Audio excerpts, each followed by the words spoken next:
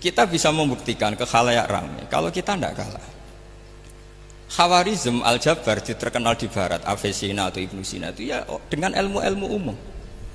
Dan mereka fasih sekali menerangkan ilmu medis, ilmu apa. Fasih sekali.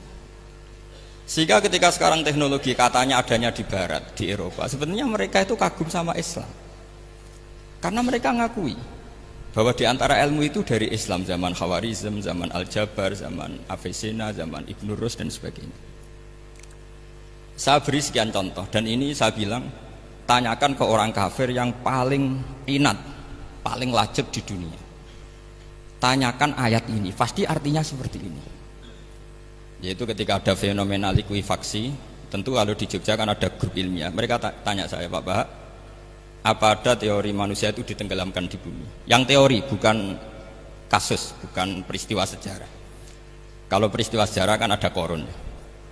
Saya ditanya gitu terus saya jawab, aamin tuman fis sama ayakhsifa bikumul ardo fa idza hiya tamur. Apa kamu merasa aman di dunia sementara pengendali langit, man fis sama itu pengendali langit. Ya siapa saja, bisa malaikat atau bisa Allah, man sing kudratu fis sama, itu ahli tafsir beda pendapat. Yang enggak beda yang enggak pernah nafsiri gitu. Jadi yang enggak beda karena enggak pernah nafsiri. Ayyak sifabikumul ardo, bahwa bumi ini bisa ditenggelamkan. Faidah ya tamur, ya memang bumi itu bisa meleleh. Terus saya memberi sekian argumentasi. Kalau kamu katakan justifikasi ilmiah karena kadung Islam dan kadung pegangan Quran, mungkin Anda akan bilang saya ini justifikasi, nyari pembenaran secara syariah. Tanyakan ke ahli lughat yang non muslim, maknanya ayat itu tetap seperti itu. Begitu juga misalnya ayat wal ardi dzatis sodq, dan bumi yang berkarakter bisa retak. Sodqun itu retak. Dulu kita hanya punya contoh, misalnya biji-bijian jagung yang lembek, yang lemah, dan bumi yang keras, atau ketela atau bengkoang itu. Ternyata dengan segala kelemahan ini, biji-bijian ini bisa merekah, dan buminya yang ngalah memberi ruang. Dulu ulama hanya nyontohkan tadi. Misalnya kalkhinto apa saja yang bisa bumi mengalah dengan proses tumbuhnya tanaman. Tapi itu kan qaulul mufassir. Kenangan saya ngaji ya, makanya saya bangga sekali sebagai murid beliau. Saya memberi gelar beliau al-faqih al-mufassir.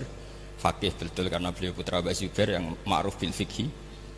Dan al-mufassir beliau itu murid Said Alawi yang ngarang takriran Faidul Khabir itu dengan Habib Muhsin Al-Musawa itu.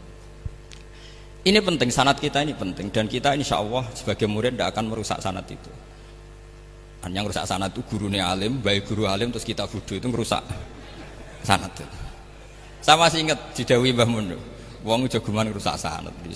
Ibnu Hajar Al-Asqalani ngalim-ngalimi wong, di murid Zakaria Al-Ansori, beliau di murid Ibnu Hajar terus di murid Fathul Mu'in. Jadi kiai nak di murid ngalim itu yo isen katanya.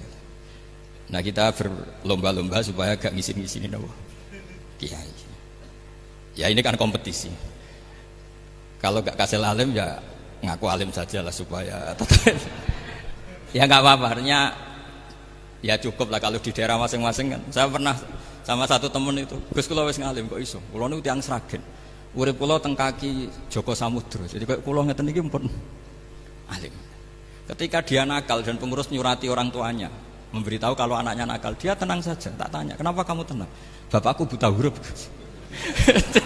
Jadi pengurus nyurati itu ya tenang saja dia, karena dia tahu orang tuanya itu buta huruf.